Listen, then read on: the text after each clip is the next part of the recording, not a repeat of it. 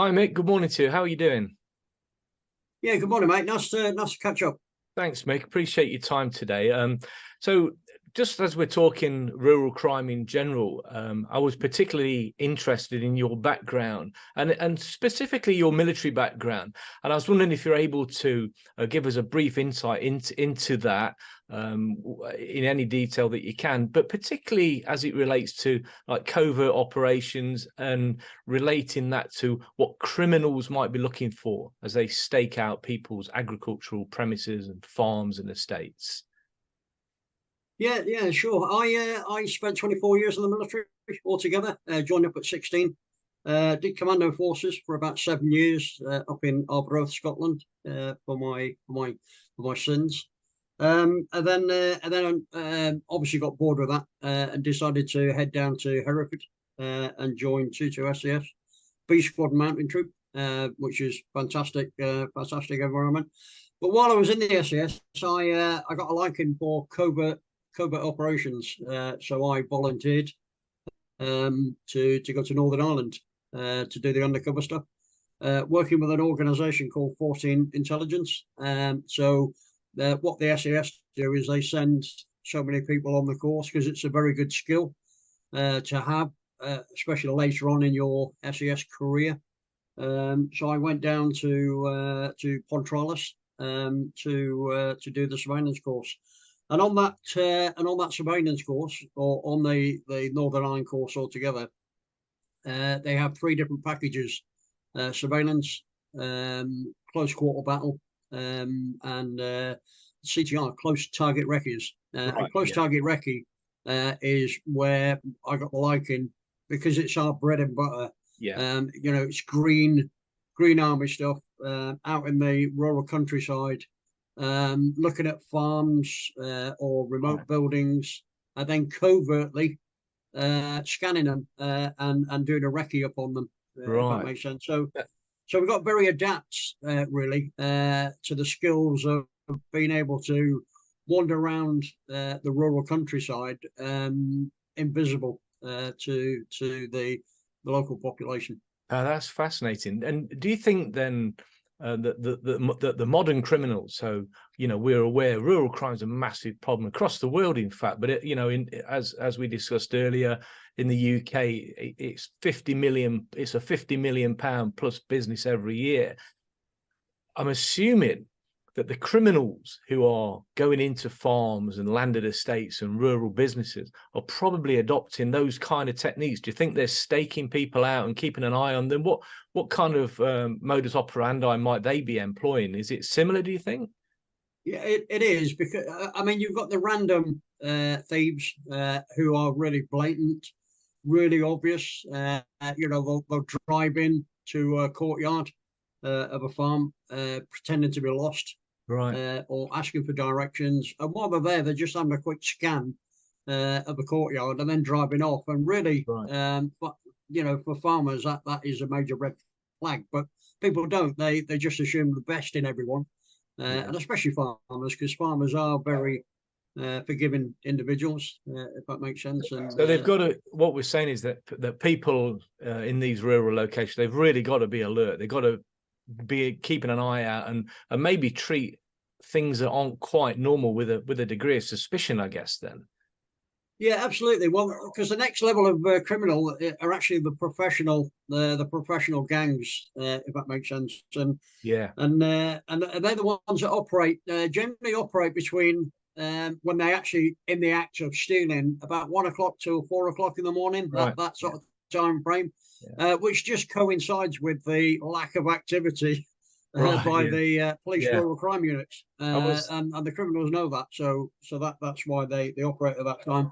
So But for the these. criminal gangs, their modus operandi during the day, once they get out of bed, these people don't normally get out of bed until midday Yeah. because they do their activity at night. But once they do get out of bed and they're scoping for the next target, Yeah. if that makes sense, this is when the rural farmers themselves, can actually see what they're doing, because what they're actually doing is they need to be fairly over doing their recce's. Yeah. You Yeah. can't do recce's by just Sure. Yeah. turning up. You know what I mean? So Yeah. this is when the rural community can do themselves a favour by identifying when these people are on their recce. But the professional gangs are very good at what they do. They're not in jail for a very good reason. I'm Is picking up on they can that. get What, away with.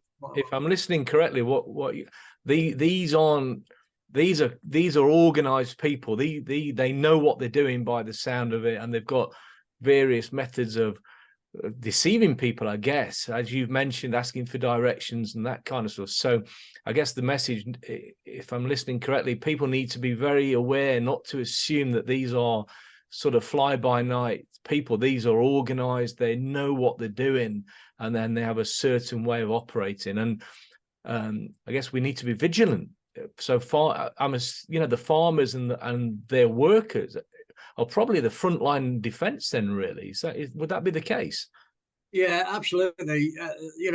And people tend to pay lip service to it, but the farmers, the rural community in general, they are the key to defeating criminality. Yeah. It's not fancy CCTVs, it's not fancy monitoring sites, and all the other fancy gadgets that people have got, because ultimately they're only as good as the response. And if there's no immediate response to a CCTV alarm going off or for a monitoring, then it's an absolute waste of money. But what is key is the individuals that actually work on the farm, and if they're more security savvy, which is where we're trying to come in, it means that they understand how the criminals operate, which makes it a lot easier for them to defeat criminality. That makes great sense. So, as you say, getting the information to the farmers, the landowners, the business owners, and their teams, their girls and boys on the ground who are out there working in the fields, etc.